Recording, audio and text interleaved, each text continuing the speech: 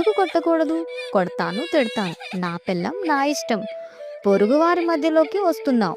చూడు వెంకటయ్య, ఇలా పొద్దు పొద్దున్నే భార్యని కొట్టడం మంచిది కాదు. ప్రజలంతా నిలబడి చూస్తున్నారు. నాయనా చంద్రయ్య, నువ్వు ఎవరిని సముదాయిస్తున్నావు? అతను మూర్ఖుడు.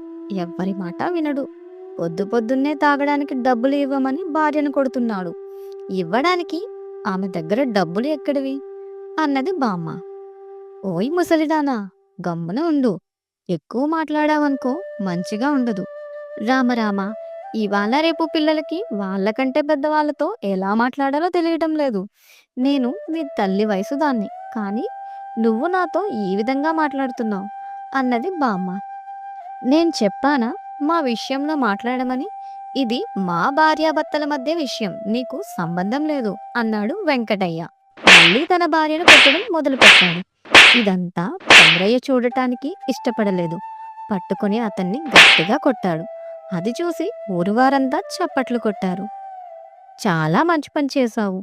అతనికి కావాల్సిందే. భార్య మీద చేయి లేపుతాడా? ఎవరైనా చెప్తుంటే వింటున్నాడా? అన్నది బామ్మ. తమ్ముడు చంద్రయ్య, చాలా మంచి పని చేశావు. ఇతన్ని కొట్టి ఊరు నుండి తరిమెయ్యాలి. నేను అస్సలు వదలను. నాకు డబ్బులు కావాలి.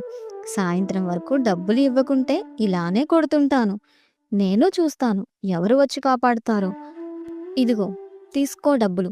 ఇక్కడి నుండి వెళ్ళు. ఇంకోసారి నువ్వు నీ భార్య పైన చెయ్యెత్తితే నిన్ను చెట్టుకి కట్టేసి ఊళ్ళో వాళ్ళతో కొట్టిస్తాను. అర్థమైందా? అన్నాడు చంద్రయ్య. చాలా మంచి పని చేశావు నాయనా అన్నది బామ్మ.